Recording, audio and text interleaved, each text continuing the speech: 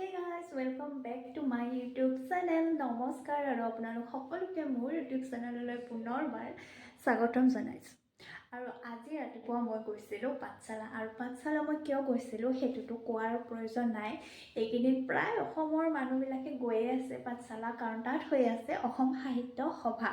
ময়ো গৈছিলোঁ সাহিত্য সভা চাবৰ কাৰণে আৰু ভাবিলোঁ ভিডিঅ' কেইটামান লৈ লওঁ তাত গৈ কিনে আৰু ভিডিঅ' মানে কেইটামান মই তাত গৈ কিনে বনালোঁ আৰু এতিয়া ভাবিছোঁ যে ভিডিঅ'টো আপলোড কৰি দিওঁ। আপোনালোকে নাচালেও একো নাই আৰু মোৰ ছাবস্ক্ৰাইবাৰ নাই, মই দুখীয়া হয় কিন্তু কি কৰিম, মইতো ভিডিঅ' দি দিব পাৰোঁ ন, সেইকাৰণে মই ভাবিলোঁ ভিডিঅ'টো দি দিওঁ। চ' আপোনালোকে ভিডিঅ'টো শেষলৈকে চাব বুলি মই আশা কৰিছোঁ। আপোনালোকে চাই নাচায় সেইটো আপোনালোকৰ কথা আৰু চ' ভিডিঅ'টো শেষলৈকে চাই থাকিব। চ' ব'লক এতিয়া আমি পাঠশালালৈকে যাওঁ।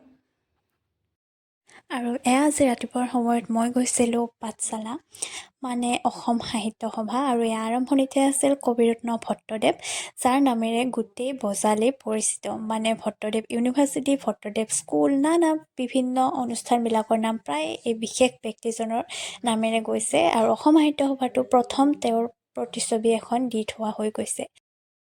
মেইন গেটখন আমি এতিয়া পালোঁ, যিখন বৰ্তমান বহুত বেছি ভাইৰেল হৈ আছে ইনষ্টাগ্ৰামৰ ৰিলবোৰত। আৰু এয়া আমি আহি পাই গ'লোঁ সাহিত্য সভা আৰু এতিয়া আমি ভিতৰত সোমাইছোঁগৈ আৰু এতিয়া বহুত কিবা কিবি আমি চাম ইয়াতে, আপোনালোকক দেখাই থাকিম দেই, দেখাই। এইবোৰ এনেকৈ সোমাই এটা ৰাস্তা বনাই দিছে ভিতৰত যাব পৰাকৈ আৰু ইয়াতে একদম ধুনীয়াকৈ এইবোৰ ফুল চুল ৰুই দিছে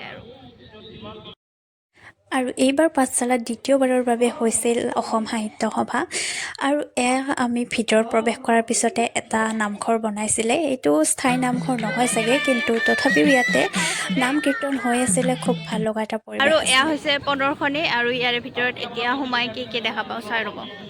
আৰু ইয়াৰ ভিতৰত প্ৰৱেশ কৰিয়ে এটা চেলফি পইণ্ট এনেকৈ আমি দেখিবলৈ পাইছিলোঁ আৰু তাৰপিছতে ইয়াত বিভিন্ন ধৰণৰ আমাৰ অসমৰ অতীতত ৰৈ অহা কিছুমান সামগ্ৰী ইয়াতে দেখুওৱা হৈছিলে, কিন্তু ইয়াত মানুহৰ সমাগম ইমানেই বেছি আছিলে যে দেখিবলৈ পোৱাটোহে অলপমান ভাগ্যৰ কথা লাগিব, ইমানেই বেছি ভিৰ আছিলে। ফটোকেইখন দেখিছেনে? তাত লিখা আছে চাহপাতৰ গুৰিৰে অংকন কৰা মহান ব্যক্তিৰ প্ৰতিচ্ছবি। এয়া চাহপাতৰ গুৰিৰে বোলে আৰম্ভ কৰিছে।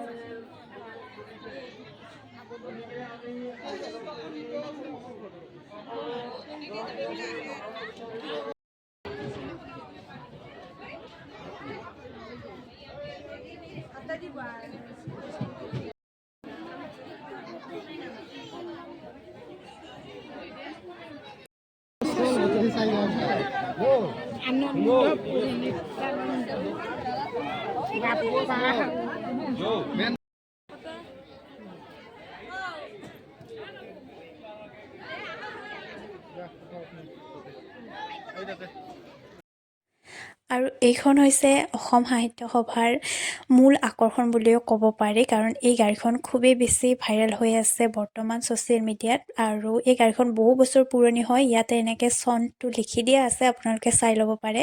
গাড়ীখন ভাল লাগিছে কিন্তু দেই। আৰু ইয়াতে আছে এটা জাপি, যিটোৱে ৱৰ্ল্ড ৰেকৰ্ড কৰিছে এইবাৰ আৰু সেইটো দেখাই আছোঁ ৰ'ব। এইটোৱে হৈছে বিখ্যাত জাপিটো আৰু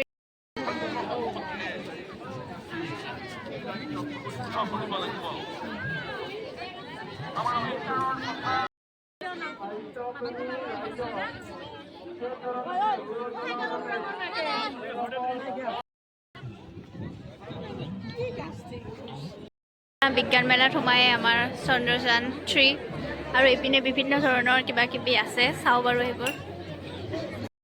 আৰু এইবাৰ যিহেতু অসম সাহিত্য সভাত বিজ্ঞান মেলা হৈছিলে আৰু বিজ্ঞান মেলাত বিভিন্ন ধৰণৰ সামগ্ৰী দেখুওৱা হৈছিলে, কিন্তু সেইবোৰ চাবলৈ পোৱাটোহে মানে ভাগ্যৰ কথা। মই কৈছোঁৱে ন, ইমান বেছি মানুহৰ ভিৰ হৈছিলে যে কিছুমান চাব নাপালে আৰু কিছুমান চাইছোঁ যদিও ভিডিঅ' কৰিব নাপালে।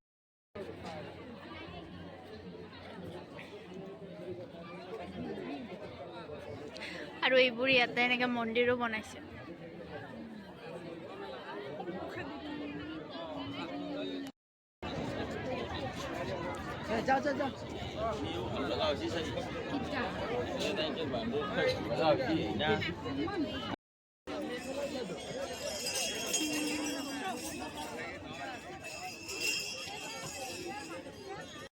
হৈছে সেইফালে ভাতো হৈ আছে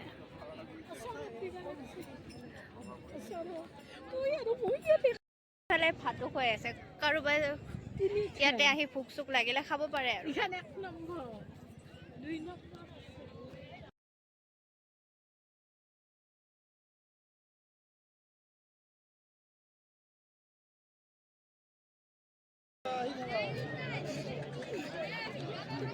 আৰু এইটো ইয়াতে চক্ৰ বিহু বনাইছিলে আমিও সোমাইছোঁ এতিয়া ওলাব পাৰোঁ নে নোৱাৰো নাই আৰু এইটো নাজানো আৰু এইখন হৈছে ইয়াৰে মূল ষ্টেজ আৰু আজি অৰ্থাৎ 4 ফেব্ৰুৱাৰীত ইয়াতে হৈ আছিলে দুপৰীয়াৰ সময়ত ভাষণ আৰু সন্ধিয়ালৈ নিশ্চয় ইয়াতে বিভিন্ন ধৰণৰ অনুষ্ঠান হয়গে ইমানকেতো মই নাজানো আৰু আজি আছিলে একেবাৰে শেষৰটো দিন আৰু আমি একেবাৰে শেষৰ দিনা গৈছিলোঁ ইয়াতে আৰু এয়া হৈছে গ্ৰন্থমেলা আৰু গ্ৰন্থমেলাৰ ভিতৰত ইমানেই বেছি ভিৰ আছিলে যে মই বিশেষ একো দেখুৱাব নোৱাৰিলোঁগে আৰু এয়াই আছিলে সাহিত্য সভাৰ কিছু পৰিৱেশ আজিলৈ তেন্তে ইমানে লগ পাম আকৌ নেক্সট ভিডিঅ'ত